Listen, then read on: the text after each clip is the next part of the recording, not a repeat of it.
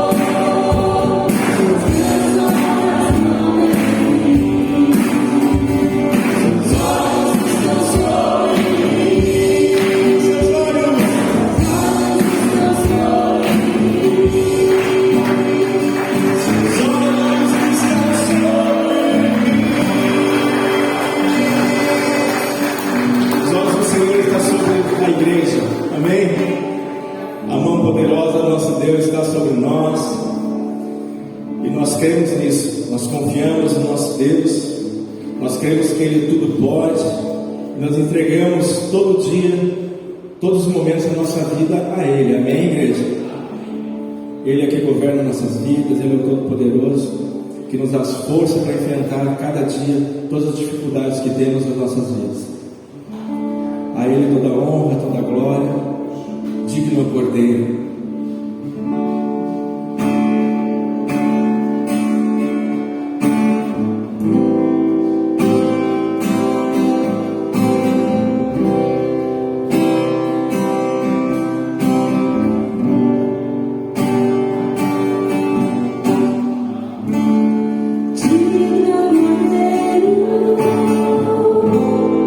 Que foi morto,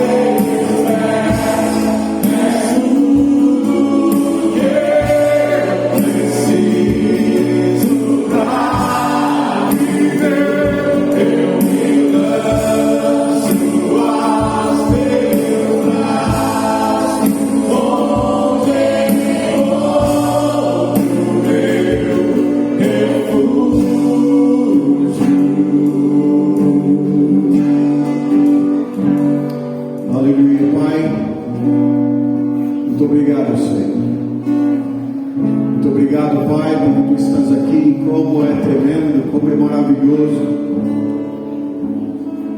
estar na Tua presença, Te adorar, Te louvar, derramar o nosso coração, orar a Ti,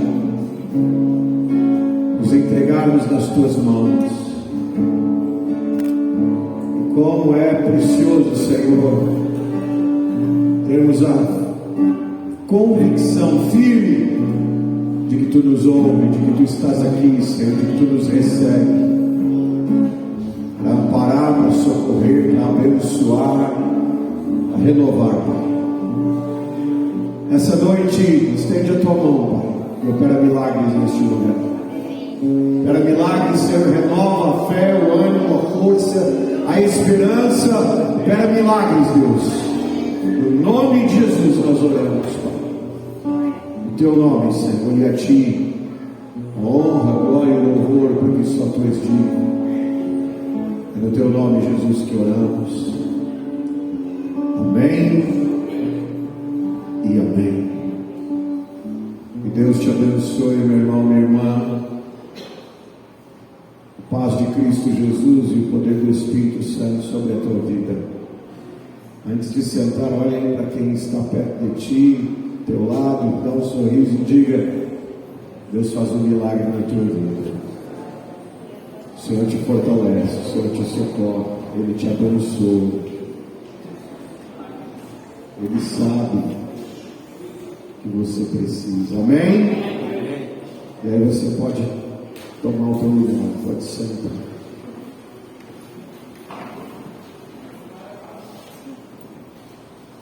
Às vezes a gente fica se questionando, se perguntando: por que tantas lutas? Por que tantas dificuldades? Por que tantos problemas? Às vezes a gente se questiona assim. Às vezes a gente até pode não entender o que está acontecendo. A gente imagina que Deus deveria estar nos conduzindo sem absolutamente nenhum desafio, ou problema, ou dificuldade, ou dor e sofrimento. E aí nos deparamos com uma realidade de que estamos em Cristo, sentimos o amor de Deus, o falar de Deus, mas ainda assim enfrentamos dor e dificuldades e problemas. E a gente se questiona: por quê? As crianças podem ir para a sua classe. E a gente se questiona: por quê? Às vezes a gente se questiona: por que eu? Por que comigo? E aí a gente parece até que não lembra que de alguma maneira o pecado, o mal atingiu toda a humanidade, toda a criação. E que nós estamos sujeitos sim a reveses e a infortúnios. No Evangelho de João escreve no capítulo 10 que o ladrão mau, ele veio para fazer algumas coisas. Ele veio para roubar, matar e destruir. Ele veio para roubar, para matar, para destruir. E de alguma maneira a humanidade foi roubada, de alguma maneira ela foi atingida pela morte, de alguma maneira algo na humanidade foi destruído. Mas o mesmo discípulo, o mesmo João evangelista, nas suas cartas, ele vai escrever uma outra palavra, e ele vai dizer: foi para isso que se manifestou o Filho de Deus, para destruir as obras das trevas, para destruir a obra do mal, para destruir aquilo que o mal fez, para acabar com o que o mal trouxe. Sabe que um dia eu estava meditando sobre essa palavra, e eu me questionei Bom, o ladrão, o mal, o inimigo das nossas almas, ele veio para roubar, matar e destruir. Mas Cristo veio para destruir as obras dele. Eu fiquei pensando, mas se ele veio para matar, roubar e destruir, ele veio para destruir, como então Jesus veio para destruir as obras dele? Em certo sentido, a gente vai chegar à conclusão que Jesus veio destruir a destruição. Porque se ele veio para matar, roubar e destruir, está tudo destruído. O que ele faz, a obra dele é destruir. E Jesus veio para destruir as obras das trevas. Como é que a gente destrói a destruição? Porque isso foi o que Jesus veio fazer. Jesus veio para destruir a destruição. E como é que a gente destrói a destruição? Você tem ideia? Como? Reconstruindo, restaurando. Mas isso ainda não é destruir a destruição. Destruir a destruição é restaurar ou reconstruir de modo que, quando restaurado e quando reconstruído, seja melhor do que era antes de ser destruído. Isso é de fato destruir a destruição. Quando está tudo destruído, era de um jeito, é bom, até era bom, foi destruído, mas aí alguém olha e diz: não, eu vou acabar com essa destruição. Vem e restaura, e reconstrói, e refaz melhor do que era antes de ser destruído. Aquele que destruiu é derrotado de maneira completa.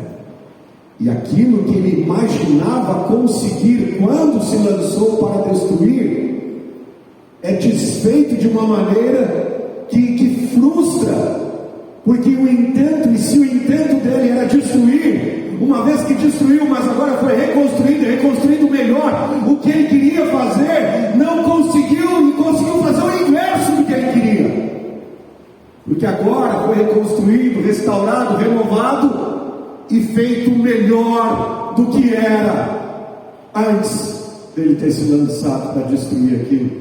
Pensa nisso. Pensa que você quer acabar com alguma coisa, aí você vai lá e destrói tudo. Só que aí aquele que é o dono, aquele que é o responsável, vai e refaz melhor do que era antes. Você vai olhar e vai pensar assim: antes eu não tivesse destruído, porque agora não só ele restaurou, mas fez melhor do que era antes de eu ter destruído. Você está entendendo? Você está entendendo que às vezes a gente não entende a existência do mal, às vezes a gente se questiona: por que isso, por que aquilo, por que a dor, por que a batalha, por que o sofrimento? Querido, é em Cristo você não vai ser destruído, embora às vezes a gente se sinta derrotado, embora a gente às vezes se sinta destruído, mas você tem uma palavra que é a palavra da verdade, que é a palavra de Deus, que é a palavra de Cristo, do Evangelho, que você não vai ser destruído, e que ainda melhor do que isso, todas as batalhas e dificuldades e dores e angústias e sofrimentos que eu e você podemos enfrentar, no final temos uma palavra que diz: todas as coisas cooperam para o bem daqueles que amam a Deus, para o bem daqueles que são chamados segundo o seu propósito. No final dessa batalha nós vamos ser e estar melhores do que éramos antes de enfrentar a dor e a batalha e o sofrimento. Amém, queridos? E aí já não vamos mais questionar. Não vamos mais questionar, nós vamos finalmente entender. entender que de verdade todas as coisas cooperaram para o meu bem, porque a graça do Senhor me sustentou e porque Ele continuou me renovando, Ele continuou me fortalecendo. Recebe essa palavra, querido. Às vezes a gente fica assim questionando: por que tanta angústia, por que tanta batalha, por que tanto problema? Se você enfrenta muitas dificuldades, fica firme no Senhor, porque a tua história vai ser uma história que vai valer a pena ser contada. Amém? Como é que é uma história que vale a pena ser contada? Como é uma história que vale a pena ser contada? Você saberia dizer ou definir como é uma história que vale a pena ser contada? Uma história que dá gosto de contar e é gostoso de ouvir. Como é essa história? É uma história em que não tem nenhum problema, nenhum desafio, nenhuma dificuldade. A história lá começa. A história começa, a história do Cristiano. Ele nasceu, ele foi crescendo, ele foi estudando, e aí depois ele foi isso, e depois... E chega uma hora que está aí, é só isso. Se você está ouvindo a história, tá aí, é só isso aí. Fala sério, essa história ela não começa a ficar chata? Porque aí chega uma hora que tu pergunta: tá aí, não acontece nada? Hã? Como é que é uma história que vale a pena ser contada? É uma história que tem dificuldades, que tem desafios, que tem batalha. Essa é uma história que vale a pena ser contada. É uma história que tem dificuldade, que tem luta, que tem desafio, que tem sim sofrimento para ser enfrentado. E tem alguém que enfrenta essa batalha, tem alguém que enfrenta essa dor, tem alguém que enfrenta e suporta essa angústia, tem alguém que permanece firme e supera e vence. Essa é uma história que vale a pena ser contada. E essa é uma história que a gente gosta de ouvir. Ou não é? Ou não é, pastor Elvino? Aquela história de fé, de superação, de que parecia que tudo estava perdido, mas alguém creu, alguém ficou firme, alguém se colocou na brecha, alguém se lançou aos pés do Senhor. Tudo parecia ser contrário, tudo parecia estar perdido, mas alguém ficou firme. Deus sustenta, Deus estende a mão, Deus faz o milagre e a vitória no final. Essa é uma história que vale a pena ser contada. Ela envolve dor, ela envolve angústia, ela envolve sofrimento, ela envolve altar, ela envolve lágrimas, mas ela termina em vitória. Ela termina em vida, ela se completa com a coroa. Amém?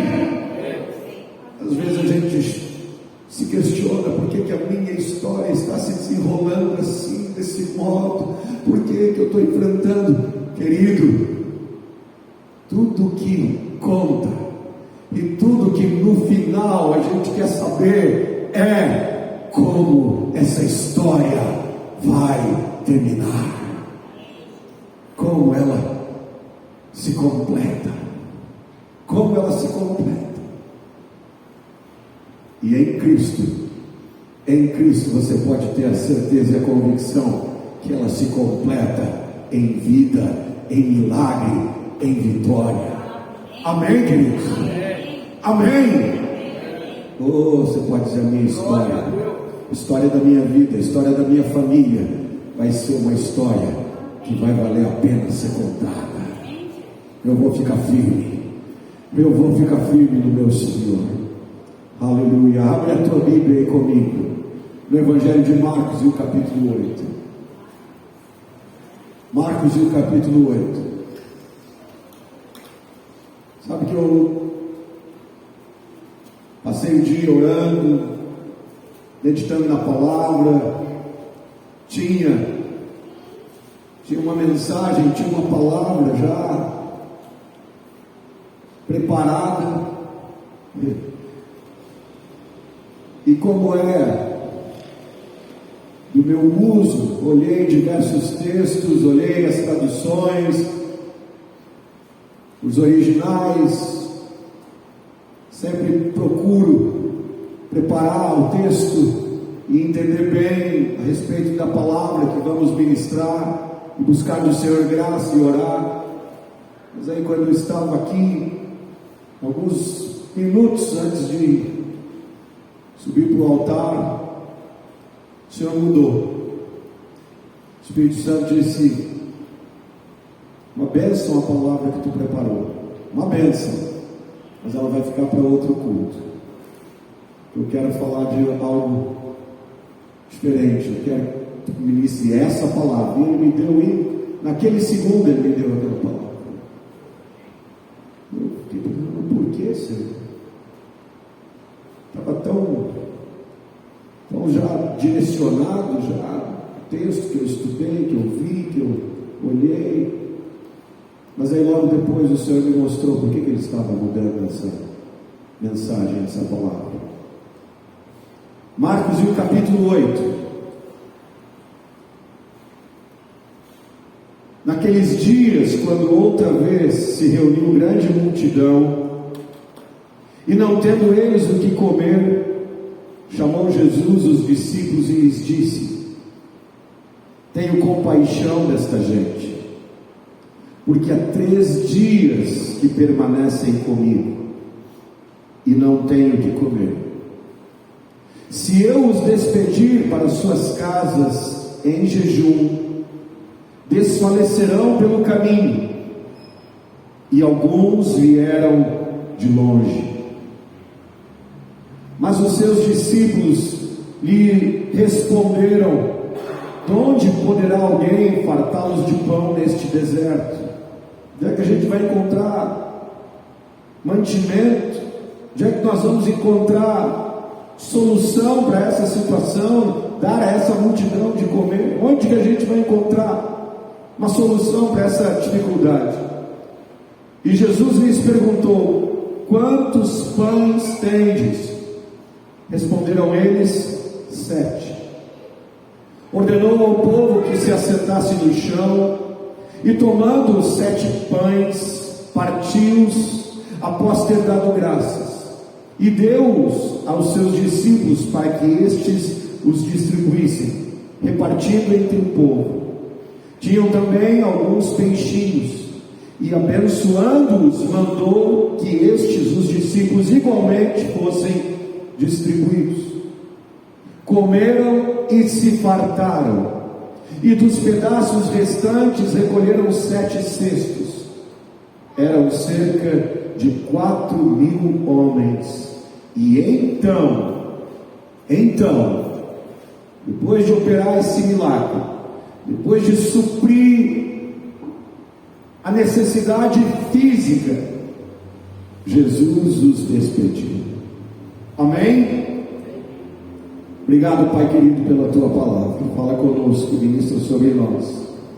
Milagre da fé, do Teu Evangelho, da graça e da salvação em Ti, Jesus. Uma multidão se reúne, o povo se reúne para ouvir a palavra de Deus em Cristo. Jesus ministra o Evangelho. E que tremendo, que maravilhoso, que precioso, como era bom estar com Jesus e ouvir Jesus ministrando, falando. Será que a gente consegue imaginar isso? Poder ver Jesus pregando, ouvir Jesus ministrando, ouvir Jesus falando do reino de Deus, das coisas de Deus, revelando a Escritura. Ouvir Jesus é algo tremendo, estar com Jesus é algo maravilhoso. precioso, sem igual. Como é tremendo isso. E aquela multidão e aquelas pessoas estavam ali, não iam embora. Não iam embora. Tão maravilhoso, tão bom era estar com Jesus. Todo o resto pode esperar, todo o resto pode ficar para depois. Nós estamos com Deus, estamos ouvindo a palavra de Deus, estamos ouvindo Deus ministrando, falando. Nada pode ser melhor do que isso. E aquelas pessoas permaneceram com Jesus durante 3 dias. E pelo que o próprio Senhor Jesus fala aqui no Evangelho de Marcos, parece que durante esses 3 dias eles esgotaram o que tinham de alimento, talvez no primeiro dia ou no segundo, mas o fato é que parece que eles não se alimentaram muito. Tenho compaixão desta gente, porque há 3 dias que permanecem comigo e não tenho o que comer. Não tenho o que comer, diz o verso 2. E Jesus ainda diz: se eu os despedir para as suas casas em jejum, eles desfalecerão pelo caminho, e alguns deles vieram de longe. Jesus percebe não apenas a necessidade espiritual, e Jesus está envolvido em suprir não apenas a necessidade espiritual.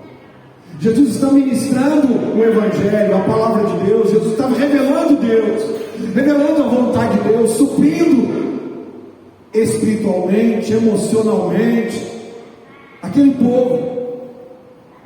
Mas o Senhor, Ele não apenas está envolvido e atento às necessidades espirituais, o Senhor também percebe as necessidades físicas.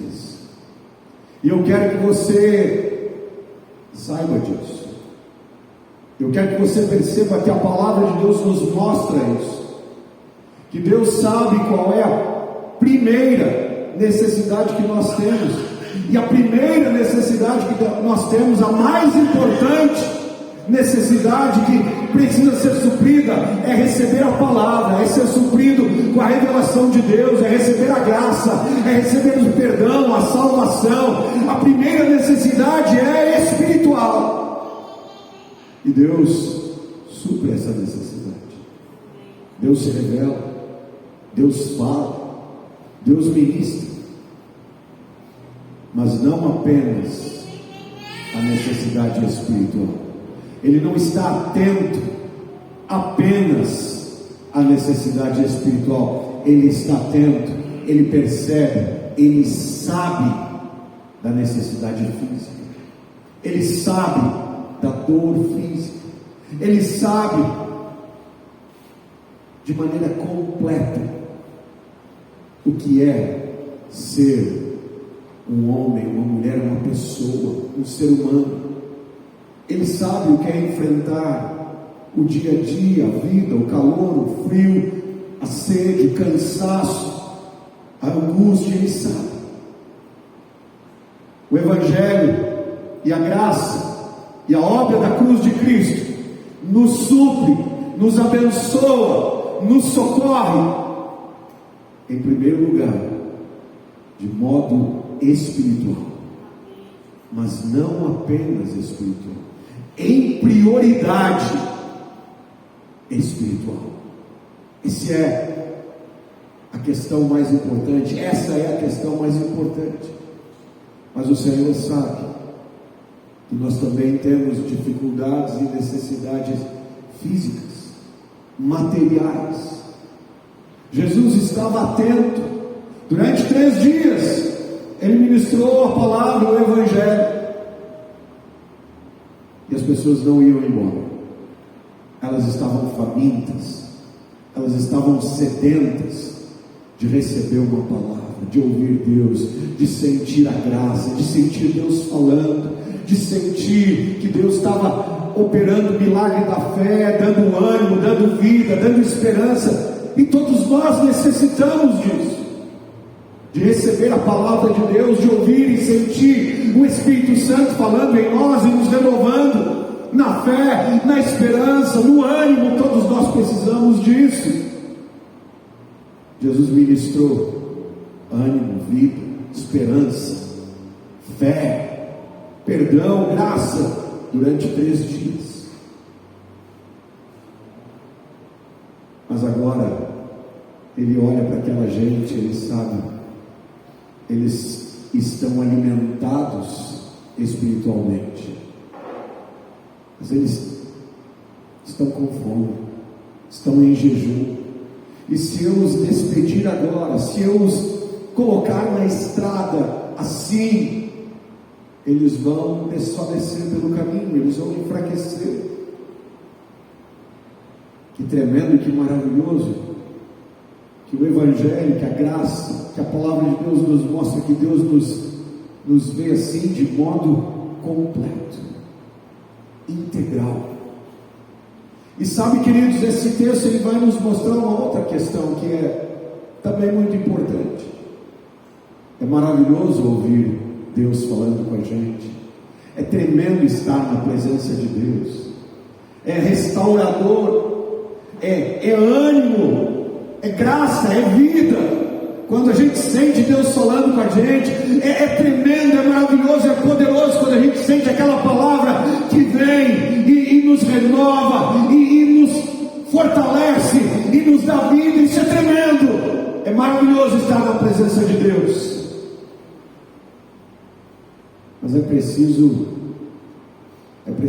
voltar para o dia a dia. É necessário enfrentar os desafios e os problemas. É maravilhoso estar com Cristo, é maravilhoso estar no culto, é maravilhoso sentir o Espírito Santo operar, é maravilhoso isso. Como é bom estar com o Senhor, ouvir as suas palavras, o seu falar. Mas é preciso enfrentar a vida, os desafios, os problemas.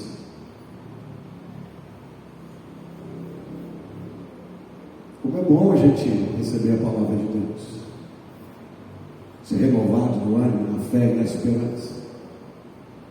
E Ele faz isso tudo, Ele nos renova na fé, no ânimo, na esperança. Ele nos dá a sua palavra. Para quê? Para que a gente possa voltar para a vida, voltar para o dia a dia, voltar para o trabalho, voltar para aquela situação que estava nos deixando exaustos, aquela situação, aquela batalha que está sendo difícil, que está sendo complicada. Eu quero te dizer uma coisa, querido, é preciso voltar. É precioso a gente se reunir como igreja, é precioso, é bom e é necessário, fundamental recebermos a palavra, sermos renovados. E Deus nos renova, Deus fala conosco para que possamos voltar e continuar a batalha, continuar a enfrentar aquele desafio, continuar a enfrentar os problemas, e renovados, fortalecidos, inspirados, recebendo dele sabedoria, ele vai nos conduzir à vitória. Amém, queridos? É tremendo estar na presença de Deus, mas é preciso voltar para enfrentar a vida. E sabe, me chama a atenção aqui que Jesus sabe exatamente isso.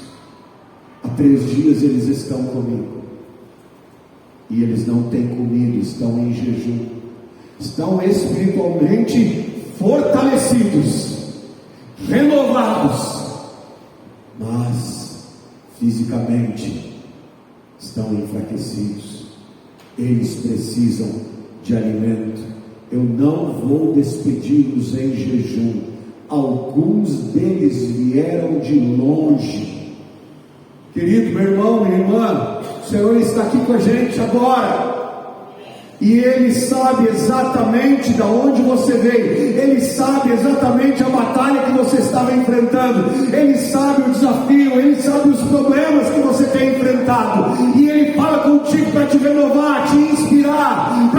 fortalecer, e Ele sabe que você vai ter que voltar lá.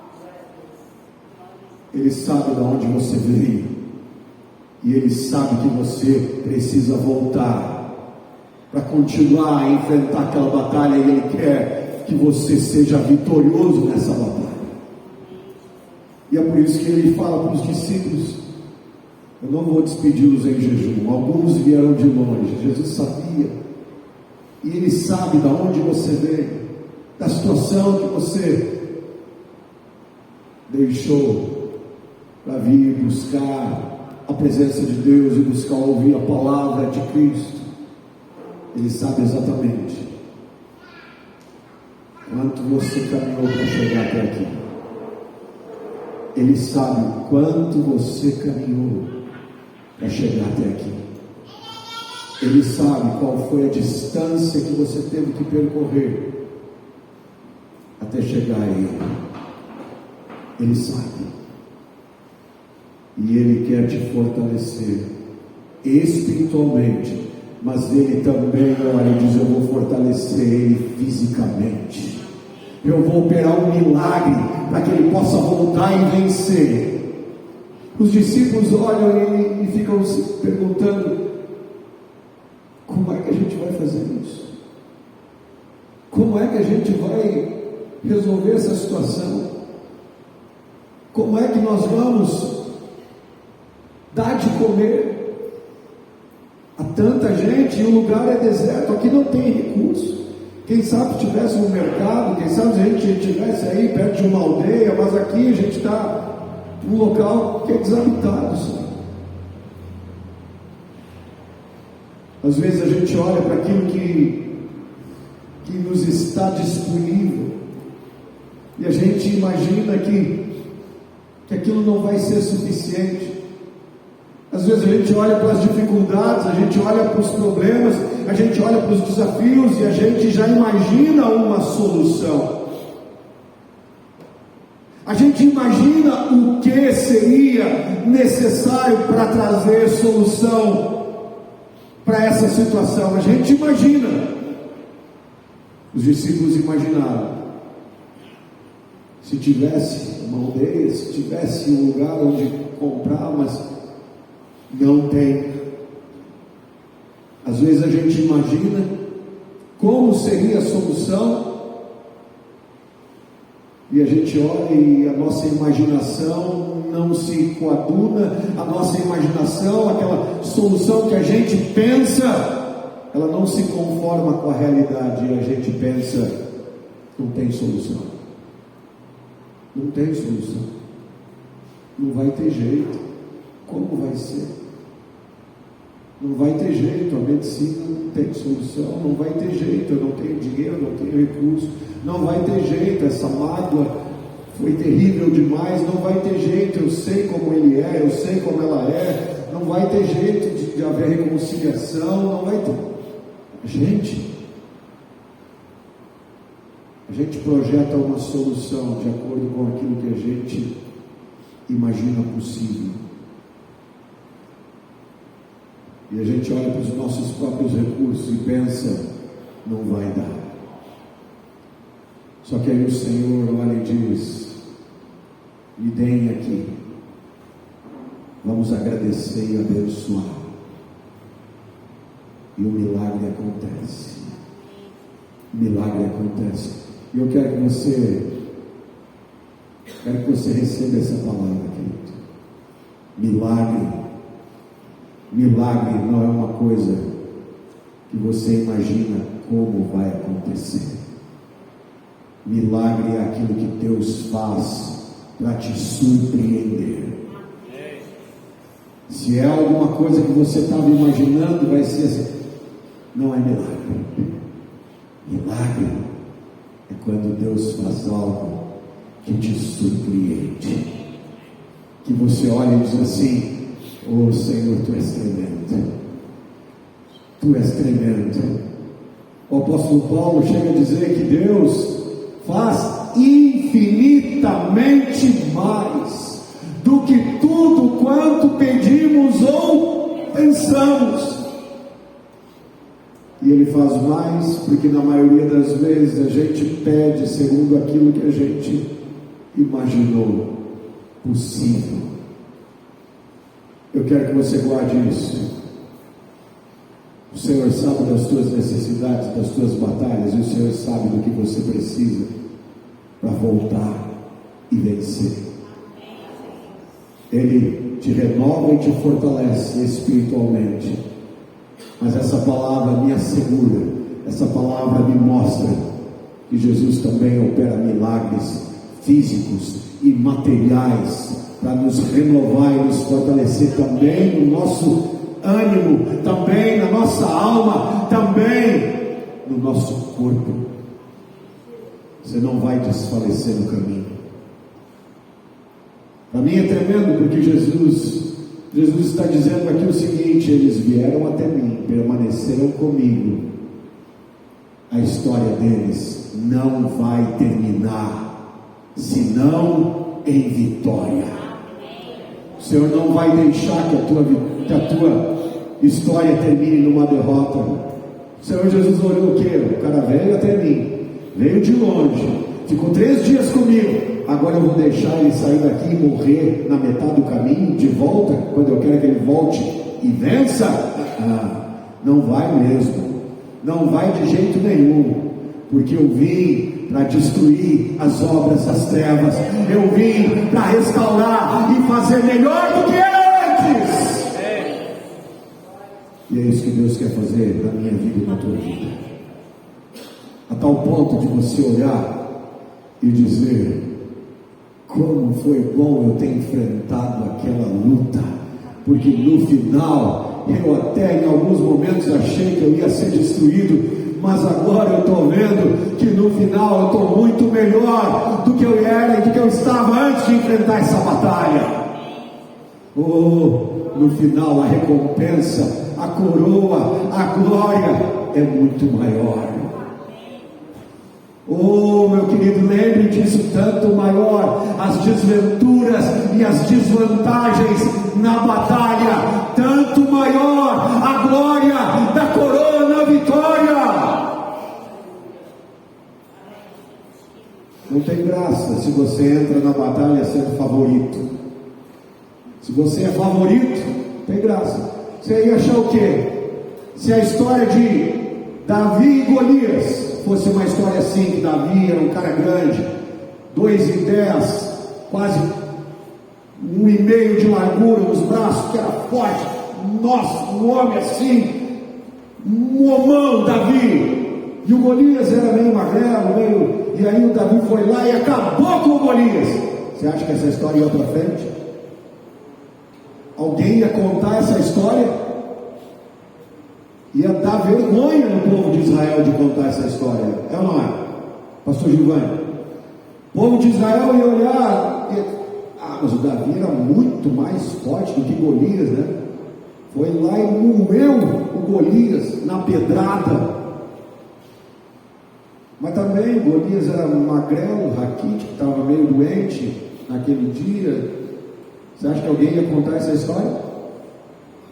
Você acha que alguém ia registrar essa história? Não.